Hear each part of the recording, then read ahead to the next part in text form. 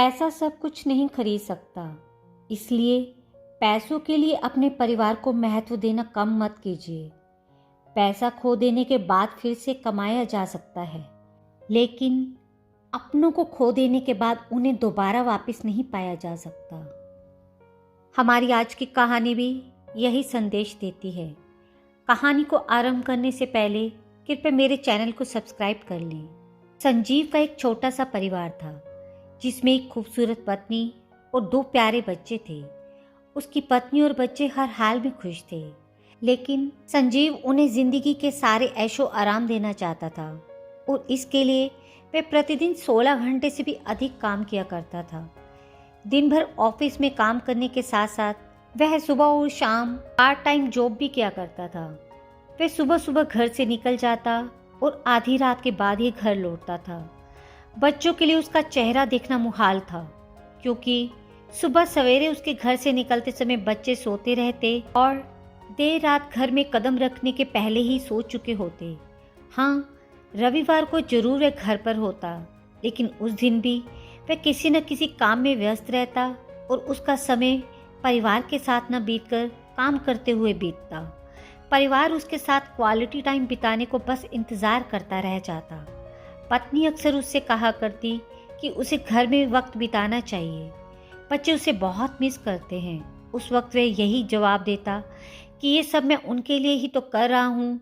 बढ़ते घरेलू खर्च और स्कूल खर्च के लिए मेरा ज़्यादा काम करना ज़रूरी है। मैं उन्हें एक अच्छी ज़िंदगी देना चाहता हूँ। रमेश की ये दिनचर्या वर्षों जारी रही। बस यूं ही परिवार को अनदेखा कर कड़ी मेहनत करता रहा। इसका प्रतिफल भी उसे मिला। उसकी पदोन्नति हुई, आकर्षक वेतन मिलने लगे। परिवार अब बड़े घर में रहने लगा। खाने पीने और अन्य सुविधाओं की उन्हें कोई कमी न रह गई। लेकिन रमेश का यूं ही काम करना जारी रहा। वह अधिक से अधिक पैसे कमाना चाहता था। पत्नी पूछती कि आप पैसे के पीछे क्यों भाग रहे हैं? हमारे पास जो है हम इसमें खुश रह सकते हैं। तो उसका जवाब होता कि मैं तुम्हें और बच्चों को दुनिया जहां की खुशियां देना चाहता हूं। बस कुछ और साल मेहनत करने दो। पत्नी चुप हो जाती। 2 साल और बीते। इन 2 सालों में संजीव बमुश्किल अपने परिवार के साथ समय बिता पाता। बच्चे अपने पिता को देखने, उससे बातें करने के लिए तरस गए। इस बीच एक दिन संजीव की किस्मत खुल गई। उसके दोस्त ने उसे अपने व्यवसाय में हिस्सेदारी की पेशकश की और इस तरह संजीव एक व्यवसायी बन गया। व्यवसाय अच्छा निकला और संजीव को पैसे की भी कोई कमी नहीं रह गई थी। उसका परिवार अब शहर के सबसे अमीर परिवारों में से एक था। उनके पास सुख सुविधाएं और विलासिता थी, लेकिन अपने बच्चों से मिलने का समय उसके पास अब भी नहीं था। अब तो वह बमुश्किल घर पर रह पाता।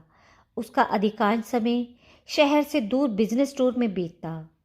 साल गुजरने के साथ उसके बच्चे बड़े हो गए। अब वे किशोरावस्था में पहुंच गए थे। संजीव ने भी इन सालों में इतना पैसा कमा लिया था कि उसकी अगली 5 पीढ़ियां शानदार जीवन जी सकती थी। एक दिन संजीव के परिवार ने छुट्टी बिताने समुद्र तल स्थित अपने घर जाने की योजना बनाई। बेटी ने उससे कहा, पापा, क्या आप एक दिन हमारे साथ बिताएंगे? संजीव ने जवाब दिया, हाँ जरूर। कल तुम लोग जाओ, मैं कुछ काम निपटाकर 2 दिन में वहाँ पहुँचता हूँ। उसके बाद का मेरा समय तुम लोगों का है। पूरा परिवार बहुत खुश हो गया। वे समुद्र तट स्थित अपने घर पर चल दिए। 2 दिन बाद संजीव वहाँ पहुँचा, लेकिन उस दिन उसके साथ समय बिताने वाला कोई नहीं था। दुर्भाग्य से वे सभी उस दिन सुबह आई सुनामी में बह गए थे। संजीव अपनी पत्नी और बच्चों को कभी नहीं देख सकता था। करोड़ों की संपत्ति होने के बाद भी वह उनके साथ एक पल नहीं खरीद सकता था। वह पछताने लगा। पत्नी के कहे शब्द उसे याद आने लगे। आप पैसों के पीछे क्यों भाग रहे हैं? हमारे पास जो है हम उसमें खुश रह सकते हैं। अब संजीव के पास पैसा तो था, मगर परिवार नहीं था। पैसा सब कुछ नहीं खरीद सकता, इसलिए पैसों के लिए अपने परिवार को महत्व देना कम मत करें। पैसा खो देने के बाद फिर से कमाया जा सकता है, लेकिन अपनों को खो देने के बाद उन्हें दोबारा वापस नहीं पाया जा सकता। तो आपको कैसी लगी आज की कहानी? आशा है आपको कहानी पसंद आई होगी। अपने विचार और प्रतिक्रिया कृपया नीचे कमेंट बॉक्स में दें और मेरे चैनल को सब्सक्राइब और वीडियो को लाइक करना ना भूलिएगा।